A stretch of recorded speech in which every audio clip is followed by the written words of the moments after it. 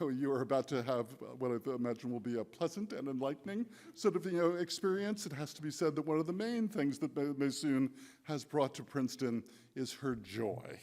So I'm happy to pass that along as another of the morning's gifts. Maysoon Zayid.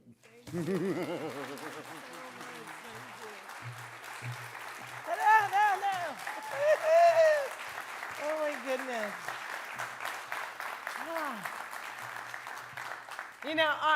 I'm newly divorced and I feel like I need to take him out on first dates with me. I feel like that should be my hype man right there.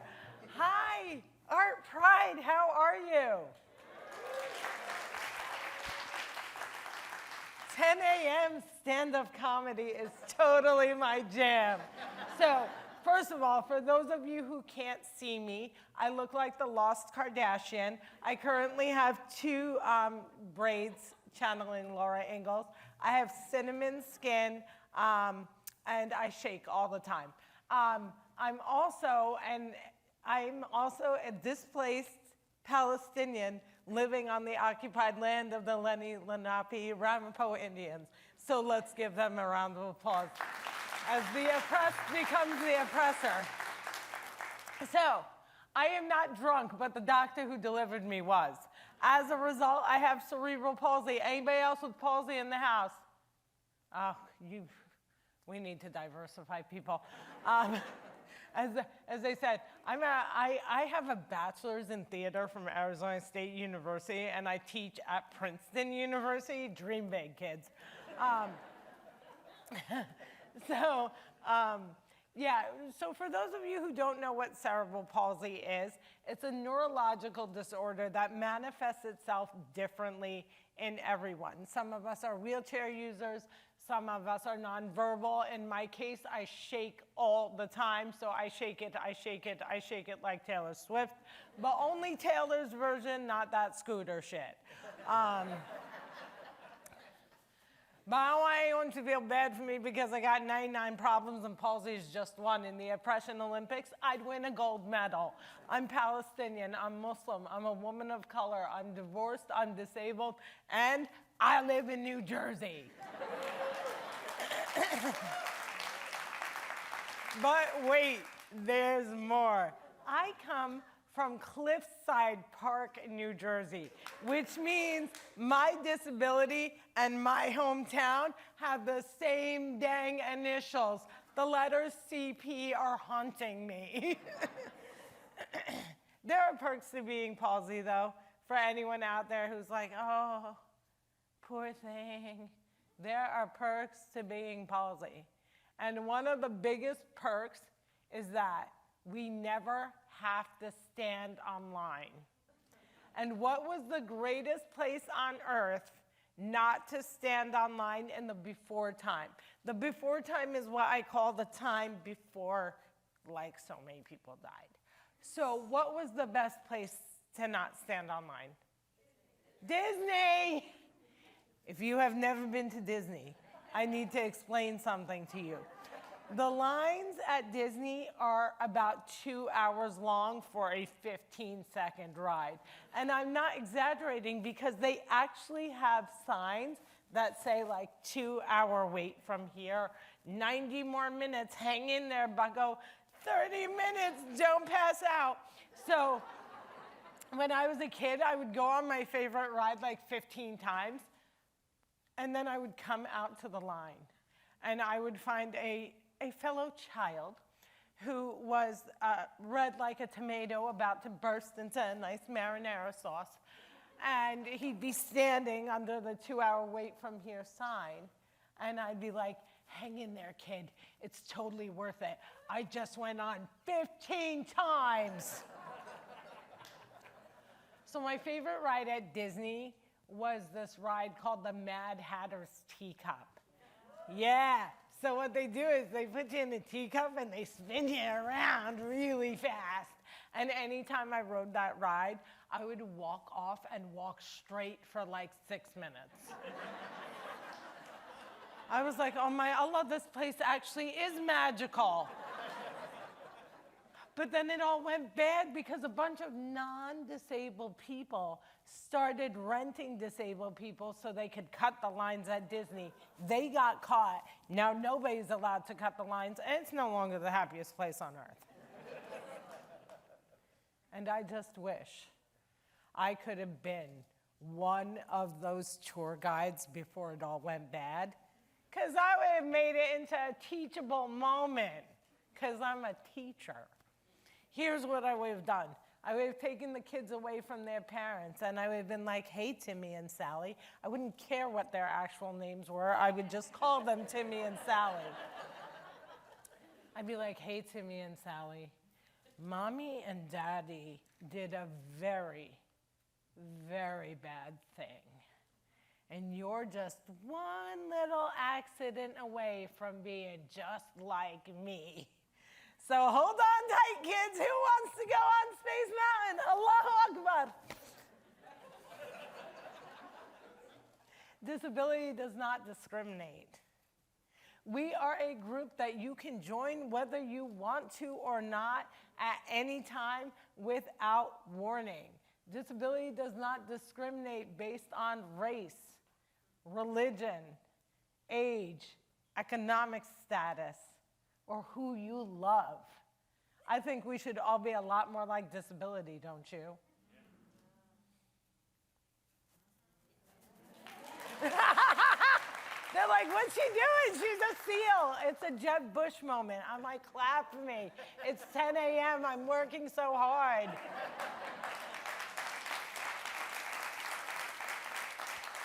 I thought my mere existence was inspirational. Now I gotta ask you to clap? Oh my goodness. By the way, if you're wondering what this has to do with the arts, nothing. I just like to talk about myself. But for the last 15 to 10 minutes of this entertainment, you all get to ask me anything. It's like AMA in real life, which means you'd never ask the things you ask online. So anyway, I want to talk about the power of one. As I mentioned at the top of my set, the doctor who delivered me was drunk. I was born on Labor Day, and he did a couple Jell-O shots, figured I would just slide out like my 3 older sisters. Instead, I came out fist first, ready to fight the world. And he suffocated me. And in doing so, he changed the entire course of my life, one person. So 5 years later, another person has the chance to change the course of my life. But before we get there, I have to quickly tell you my origin story. When I was born, the doctors told my parents that I was gonna drop dead. And my parents had only picked a name for a boy because they didn't think that God would be so generous as to gift them another female assigned at birth. So they had a very original name. If you're knocked up right now and you want to steal it, please go for it. You've probably never heard it before. They were going to name me Muhammad. So when they found out I was a girl, they decided instead to name me Muhammadiyah, the female version of the name Muhammad. Now, Muhammad is a great name. It's the name of a prophet. It's the name of the greatest boxer that ever lived. But being named Muhammadiyah is basically like being named Smurfette. So when they found out that I was going to drop dead, they didn't want to waste such a great name, and instead they named me Maysoon. Now, fun fact, if you're writing a character, you should know this. All Arabic names have a meaning. And when your parents don't know what the meaning is, they lie to you. So if you're a girl, they tell you, it means beautiful flower. But it's only in the heaven, that's why you never saw it. And then if you're a boy, they say your name means lion, roar, and they are lying to you. So I grew up thinking Maysoon meant heavenly flower. And then I met an Iraqi linguist when I was 27 who informed me that it actually means lemur. My parents named me Zaboomafoo, and I survived. So another thing that the doctors told my parents was that I would never walk. Now, let me be very clear.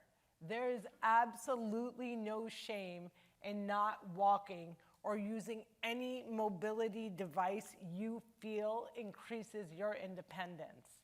All too often in writing, I see the words wheelchair bound. Wheelchairs do not bind, they free.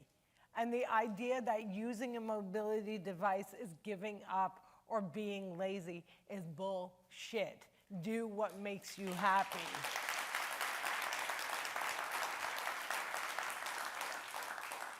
But I was born before the ADA was ever signed. I know, it is impossible to believe because cinnamon don't crack, but it's true. I am older than the Americans with Disabilities Act. So my dad was determined to teach me how to walk, and he had 2 different techniques. He also had a mantra, and his mantra was, "You can do it, yes you can." So, before 1993, you couldn't have insurance either, so I had a pre-existing condition. I had no insurance. So instead of sending me a physical therapy, my parents sent me a tap class. And instead of occupational therapy, they sent me to piano. So my dad's mantra was, "You can do it, yes you can," and he had 2 methods. The first was he would place my feet on his feet, and he would just walk. I walked miles on that man's shoes. His second technique was to dangle a dollar bill in front of me and have me chase it. My inner capitalist was so strong, I was running in stilettos by kindergarten. Which brings me to the next person. Art is about community, but within the community, there is always the power of one. One person can change the course of your life. My father took me to enroll me in the same public school that my 3 older sisters went to. And the superintendent, Mr. Calagreco, informed my father that I would not be allowed to attend public school, that they were going to instead send me to a school for children with Down syndrome. Now, there is a purpose for specified schools, even though I do fight for mainstreaming. But the reality was that was not the correct place for me. So my immigrant father, knowing nothing about the law, put my feet on his feet, and he marched into Mr. Calagreco's office. And he looked at Mr. Calagreco and he said, "Mr. Calagrecki, in the name of Allah, if you send my daughter on the short bus, I will suit you." Now, to this day, it remains unclear to me if Mr. Calagreco understood that my father was threatening litigation and not shooting. But when an angry Arab man walks into your office with his disabled daughter on his toes, invoking the name of Allah, you better listen, and Mr. Calagreco did.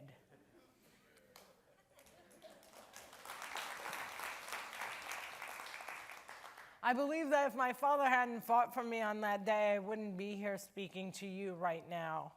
And I believe that one of the biggest blessings of being associated with Princeton and the Lewis Center for the Arts is that I get to be one of the people that helps disabled kids transitioning into disabled adulthood learn how to advocate for themselves.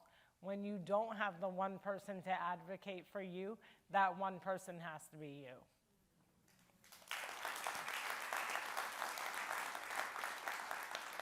So, as I mentioned, I grew up in Jersey, and I've had the same best friend since I was 5 years old. Her name is Tina. And I was never bullied. I was never made fun of. I grew up in a town with 33,000 Italian Catholics and 6 Arabs who were all my family. We were the only house that Santa skipped. And I had to invest myself in making sure that I didn't ruin the myth for all of my friends. I used to just be like, yeah, I'm just a really bad kid. That's why I shake too. It's the demons. But I was never bullied. I was never made fun of. And Tina would take me at midnight mass on Christmas Eve, and she'd be like, she is from where Jesus is from.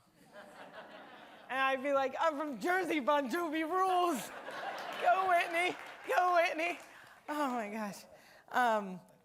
And then when I grew up, when I became 21, I became Tina's designated driver because Muslims don't drink, or at least we don't admit to it on social media. And this was a very, very, very bad idea because anytime the cops pulled me over, they thought that I was wasted, right? So they'd come to the window, I'd be like, hey, and they'd be like, are you drunk? And I'd be like, no, I'm not drunk, I am differently abled. Which brings me to euphemisms for disabled. Stop using them, words matter. I'm not special needs, I am high maintenance. I would like you to use how I identify. I'm not differently abled, I can't fly, even though I flit. You know, it's just disabled, say the word, it's fine. I'm not a person with a disability, I don't just get to be like, CP, you are not coming with me. Stop following me. No, so it's permanent, even though the DMV makes me prove it every 2 years. Okay, how you doing, interpreter? I'm trying to slow down. Okay.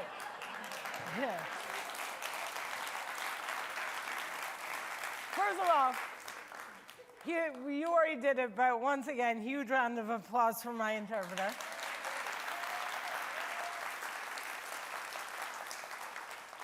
But now we get to play my favorite game. I shall challenge you. Are you ready? Okay. أنا هلا رجعت على طيارة كنت جاي فوق البحر وجينا ووقفنا.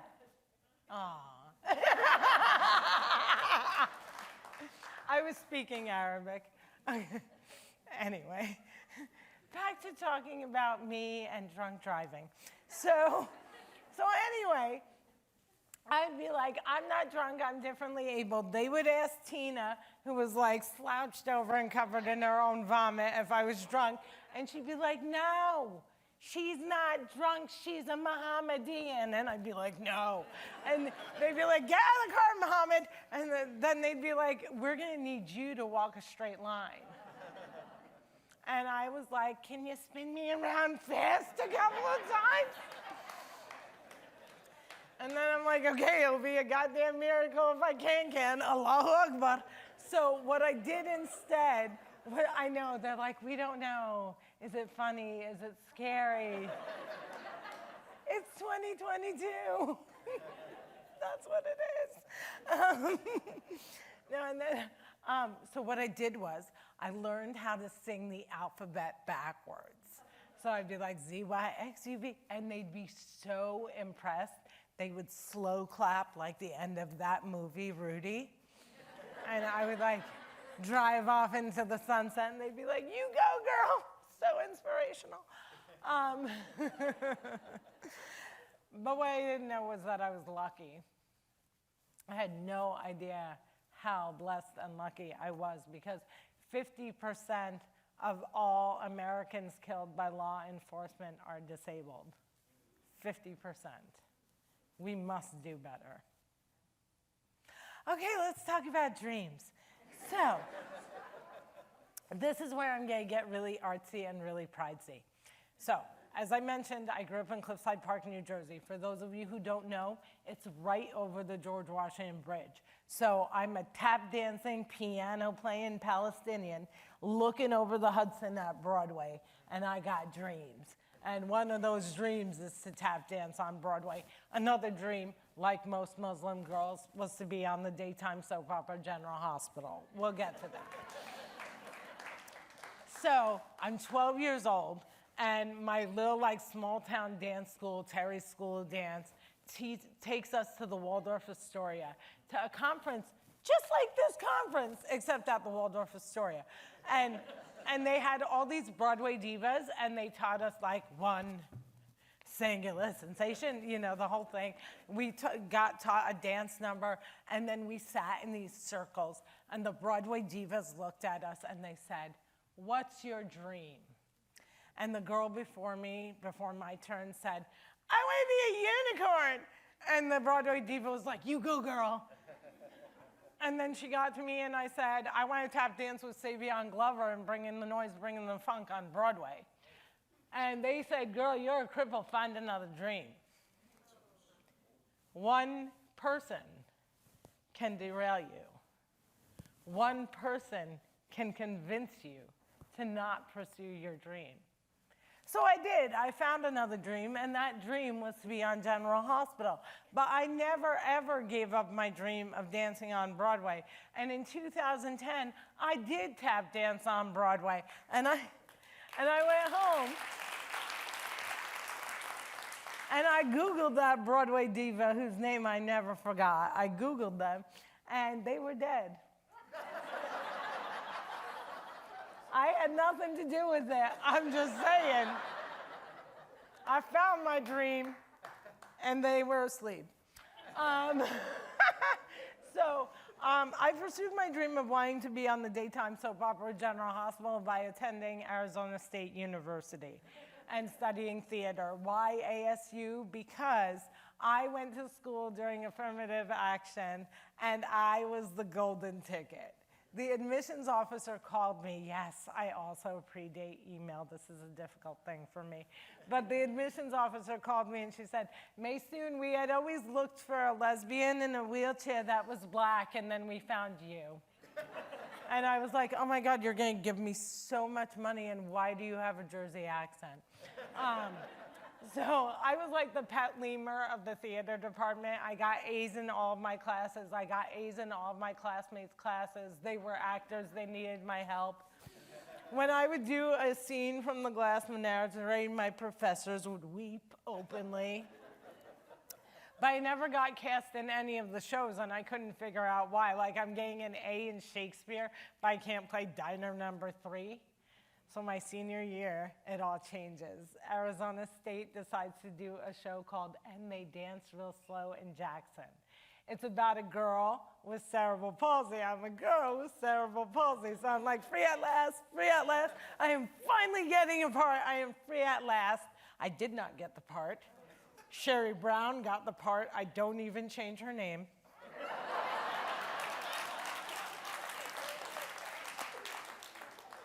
And so I went limping quickly to the head of the theater department, and I asked her, can you explain to me how I didn't get a role that I was literally born to play, and I am using the word literally correctly in this sentence? And she said I couldn't do the stunts. And I was like, if I can't do the stunts, neither can the fucking character. Am I allowed to curse?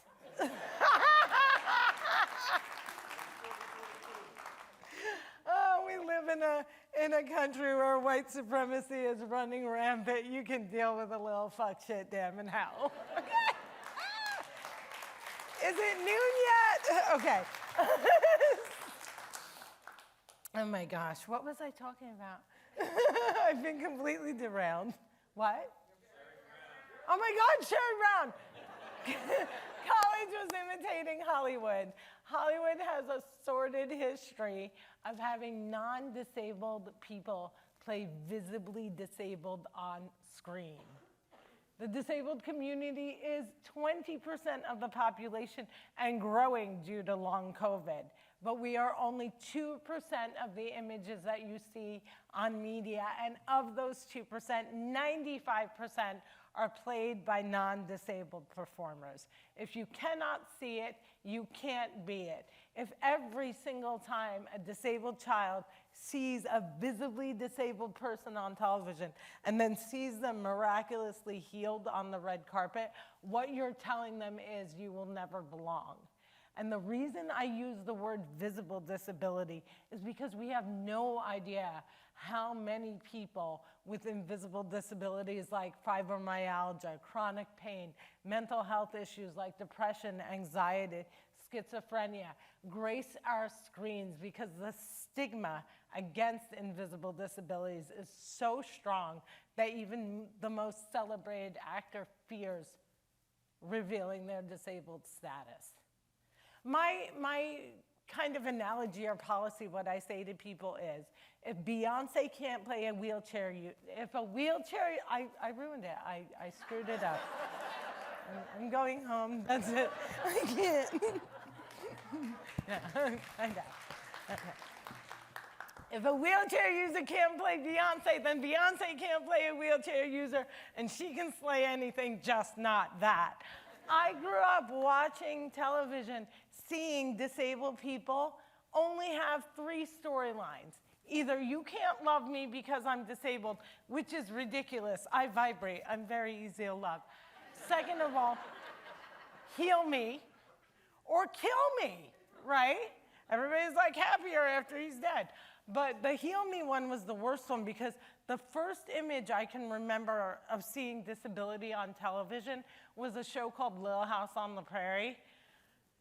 It's very settlery, like, you know, but Michael Landon was a fox. Anyway, and so there was this girl, her name was Mary, and she could see, then she got scarlet fever and she became blind, and she was angry. She did not like being disabled. And I was like, maybe I should be angry. And then Mary married Adam, who was also blind, and I was like, oh no, do I have to marry someone with my same disability? That seems like kind of narrowing. And then Adam and Mary had a baby, and the baby died in a fire, and I was like, oh, disabled people shouldn't be parents. And then Adam got caught in an explosion, and boom, he could see. And so I went to my parents, and I was like, should I blow myself up? And they were like, FBI, she doesn't mean it, no. Yeah. I believe that. I have beliefs. I believe that authentic. I think that positive images of disability on television can save lives. While I mentioned that I was never bullied and I was never made fun of, after I did my TED Talk in 2014, it was translated into 47 languages. And the most common message I got, other than, will you marry on me, was disabled children worldwide telling me that they were mercilessly bullied and harassed all day at school, all night online, and too often by their parents and caregivers. Positive images of disability in theater, in art, on screen matter. If you are consistently writing scripts or creating art that doesn't include the disabled community, you are definitely doing it wrong, because we're like a quarter of the population, and we have the buying power of China, $8 trillion. So if you want the money or the, just being good, I can do both. Okay, before Q&A, I want to give you all some advice you don't want to hear. Do you want some advice you don't want to hear? Marriage is a racket that must be avoided at all costs. Single people, do not let married people suck you down into their hell. They have worked so hard on this that they got the LGBTQ plus community to fight for their right to be tortured too. And in this June Pride Month, let's say thank God they still have it. I'm telling you, single people, they work really hard on this. They're like, first, they make you spend all of your money, right? Engagement party, bridal shower, bachelorette party, wedding gift, bridesmaid's dress, baptism, confirmation, communion. It never ends. I got married at the age of 33 for one reason and one reason only.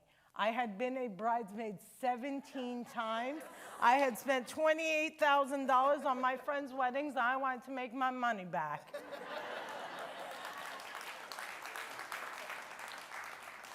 Yes, disabled people get married. We are not happy snowflake angel babies that are just smiling all the time. But I wasn't desperate. I need to make this very clear. If I could have married white, I would have married a guy named Mike, but my dad said that he would throw himself off the George Washington Bridge. And I had seen too many episodes of Law and Order, and I just couldn't bear the image of them fishing him out all bloated and stuff. So do you want to know where I went to catch my husband? Do you want to know where I went to catch my husband? One more time. You want to know where? I went to Gaza. You know why I went to Gaza? Because they got no place to run. I framed my passport in a big gold frame. I walked through the refugee camp saying, "You want a visa, baby?" And he was like, "Yeah." I said, "Pack up your stuff, let's go." He was like, "I have no stuff." So single people, what they don't tell you is that the habits that you thought were cute when you got married get old really quickly. And with Chefugee, my ex-husband, I call him Chefugee because he was a chef and a refugee, ergo a Chefugee. With Chefugee, the habit that I just couldn't stand, like that was it, I was like, sign the divorce papers, we got a prenup, go, was the breathing. It was constant. Inhale, exhale, inhale, exhale. I was like, can you stop for 5 minutes? I did at birth, and look how great I turned out. No, but we were really good at dealing with conflict when we were married, which is very important. You know, anytime we had a disagreement, I would just look at him lovingly and say, "Do you want to go back?" One phone call and it's ice, ice, baby. She's making fun of immigration and dead babies and everything. I love it. Okay. We're thriving. I'm teaching you resilience. Don't you feel that? Okay, second piece of advice, stop asking people if they have children. If you don't know if the person next to you has a kid, it's none of your business, okay? You have no idea what the person across from you has been through. Maybe they had a miscarriage that morning. Maybe they can't afford another round of IVF. Maybe their child was one of the too many gunned down in our American schools. Or maybe, just maybe, they never wanted to have a kid. Maybe they wanted to have a cat named Beyonce with no ears. Did you ever think about that? No, you didn't. But here's another little fun fact. People who have children will always tell you. You never have to ask. They just volunteer the information. This is Timmy. I don't care. Look at Sally. Yeah, still don't care. Okay, but there's one question that's even worse that you should never ask, and that is never ask a fellow human being if they are pregnant. The only time that is a valid question is if you see a skull coming out from between their legs. Then Karen, do your thing and dial 911. I know you want to. Go. I have one of those bellies that looks like I'm 5 months pregnant at all time. Look, I'm showing you. Isn't that nice? I'm like the lost Kardashian. There we go. Anyway. And so people are constantly asking me this. And in the before time, I used to fly 200 times a year. And anytime I ever went through TSA, you know, the security, I was always randomly selected for extra screening because I am always random. I know what you're thinking. You're like, come on, Maysoon. How do they know that you're an Arab? I will tell you how they know. I have the kind of facial hair that no waxing in the world can deal with. Like, during the pandemic, we all had, well, the ongoing pandemic, we all had that moment where we're like, what am I willing to die for? And for me, it was 2 eyebrows. 3 months into the pandemic, it was June 19th, I'll never forget. I looked into the mirror, and I looked like the love child of Frida Kahlo and Bert from Sesame Street. And I got in my car, and I drove to the threading station, and I was like, if I die, I die. But I die with an eyebrow over each eye, okay? So anyway, I'm in TSA, she's patting me down, she gets to my stomach, and she goes, is it a boy or a girl? And I go, Doritos, Cool Ranch. Next day, I'm at my event doing the meet and greet. Woman puts her hand on my stomach. Again, this is the before time. Now nobody's allowed to touch me, except my cat, Beyonce. So she puts her hand on my stomach and she goes, oh my God, when are you due? You look like you're about to pop. I go, I am about to pop. I'm about to pop you in the face, you bitch. Which brings me to my final piece of advice. Words matter. We must stop using the word bitch. It is violent, it is misogynistic, and after living through an administration of sexual predators, we must do better.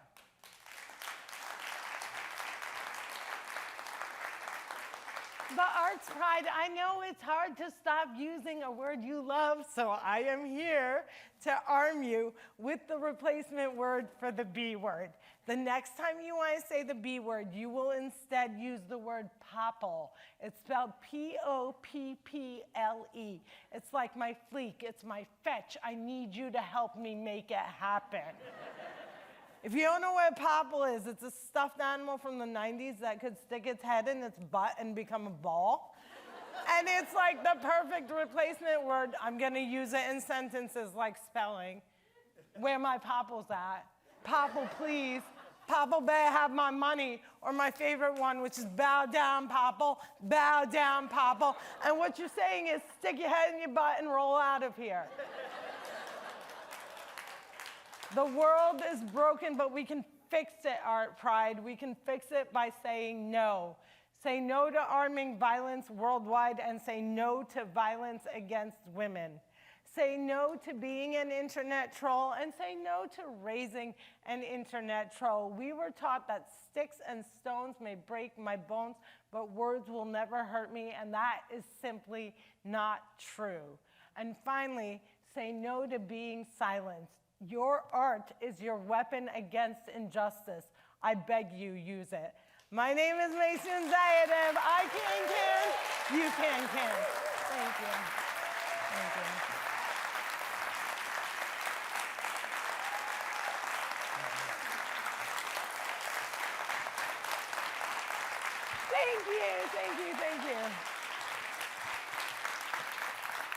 Okay, we're gonna bring up the lights, like, not like a bar. Don't like shock us, do it slow. I've never been in a bar, but I've heard these things about them. I cut into your time. You only have 8 minutes and 19 seconds to ask me questions. You can ask me anything. It can be shallow. I'm going to answer all questions in the form of a question, as if I'm on the TV show Jeopardy, like a what is. And then if I don't like your question, I'm just going to go, the answer is C. C. So there's people with microphones running around or limping quickly. Anyone have any questions? There's a question here. I think, can you hear me? Yeah, I can hear you. Great.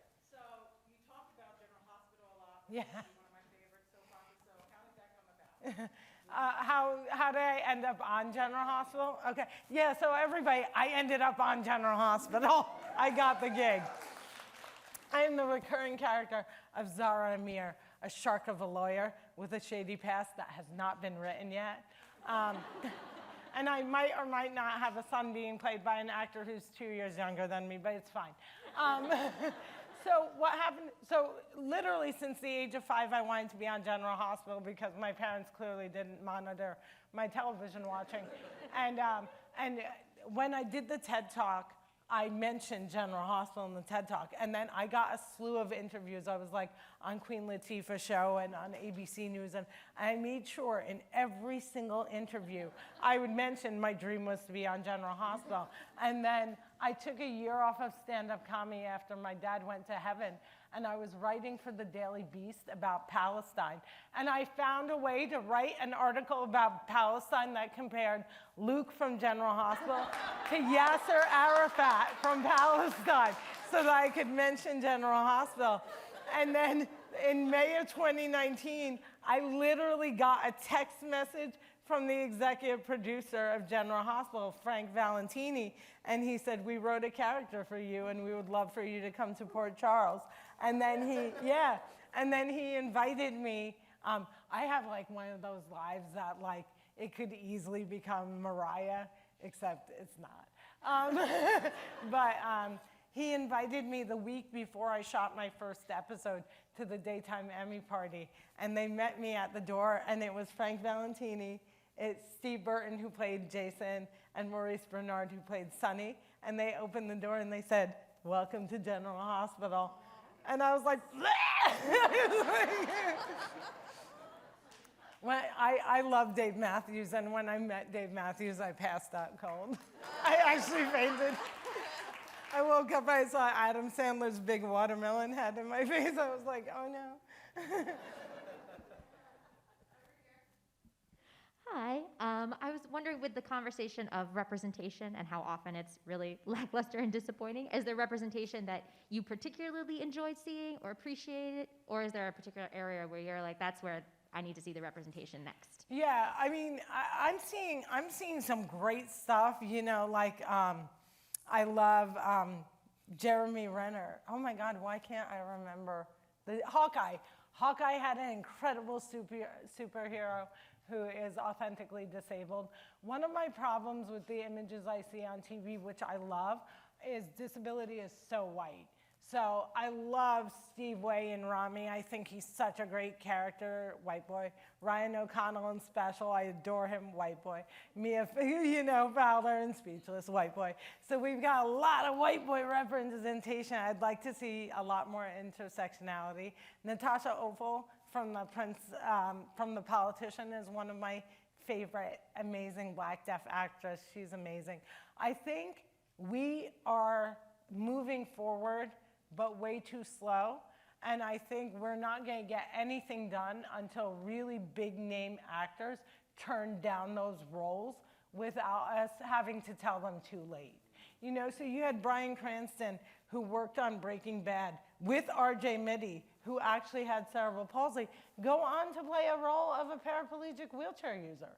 Like, we need actors and actresses to say, no way, just like, you know, I won't play a different race, I'm not gonna play a visibly disabled character. I think that we can have a more in-depth conversation about invisible disabilities. I definitely think those roles benefit from being played authentically, but I think visible disability, much like race, simply cannot be played.